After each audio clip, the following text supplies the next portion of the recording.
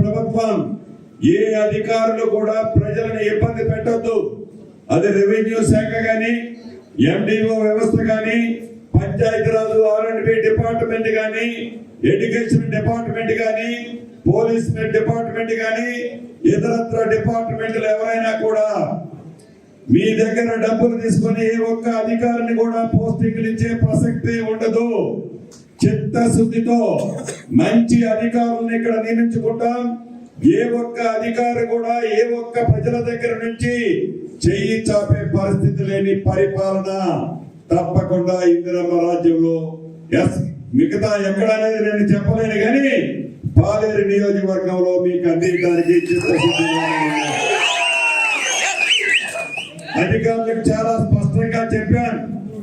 వాళ్ళ ప్రవర్తనలో మార్పు వస్తే సంతోషం, మార్పు రాకపోతే నేను ట్రాన్స్ఫర్ చేయాల్సిన అవసరంలా. నేను చూపించే ప్రవర్తనతోనే వాళ్ళే ఇక్కడ నుంచి సర్దుకొని వెళ్ళిపోతారు.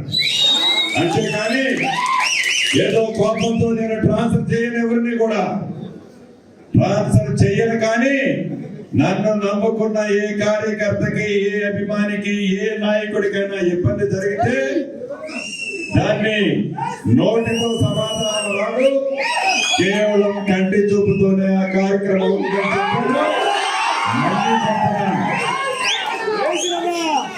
మంచి పరిపాలన ఇద్దాం. మిమ్మల్ని దగ్గర నుంచి శ్రీనన్నకు సంబంధించిన ఏ ఒక్క వ్యక్తి ఏ రకమైంది మీ దగ్గర ఆశించడు. నేను మంచి పరిపాలన ఇవ్వాలనే రాజకీయాల్లోకి వచ్చా. భగవంతుడు నాకు ఈ అవకాశాన్ని ఇచ్చాడు, అధికారులుగా మీకు ఇచ్చాడు. ప్రజలు మన మీద పెట్టుకున్న నమ్మకాన్ని ఒమ్ము చేయకుండా ఉండాలి అంటే నా కళ్ళు, చెవులు, ముక్కు, నా శ్వాస అయిన అధికారులైన మీ ద్వారానే సాధ్యం. కాబట్టి మీరందరూ కూడా ప్రజల కోరుకునే ఇందిరమ్మ రాజ్యం ఇచ్చే దాంట్లో మీరందరూ కూడా అధికారులు పాల్పంచుకోవాలని కూడా ఈ వేదిక మీద నుంచి చిన్న అధికారి దగ్గర నుంచి పెద్ద అధికారి దాకా తెలియజేస్తున్నాను. ఎప్పుడు అంటుండేవాడిని, ఎప్పుడు చెప్తుండేవాడిని, కష్టాల్లో, ఇబ్బందుల్లో, బాధల్లో ఉన్న నా శ్రేయోభిలాషులు నా దగ్గరకు వచ్చి కంటి తడి పెట్టినప్పుడల్లా ఏదో ఒక రోజు మీ అన్నగా మంచి రోజు వస్తుందన్నా, ఆ మంచి రోజు వచ్చినప్పుడు తప్పకుండా మిమ్మల్ని కాపాడుకుంటానన్నా అని ఒక ధైర్యం ఇస్తుండేవాడిని. నా మాట పూర్తిగా ఆ రోజు మీరు నమ్మేవాళ్ళు. ఏ రోజు కూడా నాకు ఎదురు ప్రశ్న వేసేవాళ్ళు కాదు.